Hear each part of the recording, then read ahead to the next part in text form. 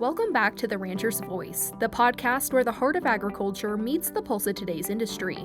From policy changes to pressing issues, The Rancher's Voice dives into the stories that matter most to ag producers. In each episode, we will cover topics including legislation, leadership, and the agricultural lifestyle. So be sure to subscribe to The Rancher's Voice everywhere podcasts are featured.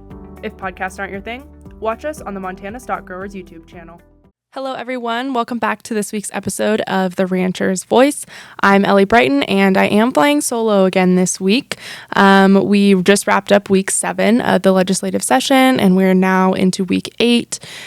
Next week is week 9, and that means we are halfway done. Yay.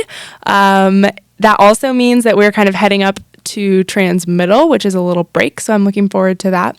But I'm just going to give you guys a pretty quick rundown on last week's bills and then this week's bills, and keep it short and sweet. So now in week 8, we have just a few bills coming up that I'm going to hit on. As I mentioned earlier, with the transmittal being next week, we have a deadline this week of Wednesday. So bills have to be introduced by Wednesday to get through the floor and then committee before the transmittal deadline of the end of next week. So we're just trying to stay on top of everything flying our way, and things are probably going to change every day this week, maybe every couple hours. So, but as of now, there's just a couple bills I want to hit on. One of them is to allow livestock loss reimbursement for black bear predation. Again, this is a bill that we've talked about on the House side. Now we're seeing it in the Senate side. We have policy to support it. In Senate Natural Resources this week, we have Senate Bill 381, which is to provide for Montana's Future Homesteading Act.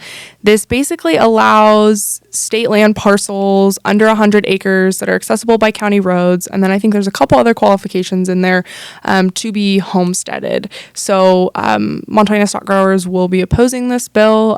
We have lots of producers that graze on parcels that fit into those qualifications that could be homesteaded, and that obviously will have a huge economic impact for ranchers, but also for education in the state. And then we just have a couple water bills here. So one of them is to revise exempt water right laws, Senate Bill 358, as well as House Bill 580, which is to clarify water right abandonment.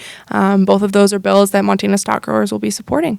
So as I said a few minutes ago, I think things will probably be changing all week. So I would definitely recommend checking our website on our legislative tracker, as well as being signed up for our legislative updates via email to stay up to date on what's going on this week. Be sure to follow us on social media and check back next week for more legislative updates.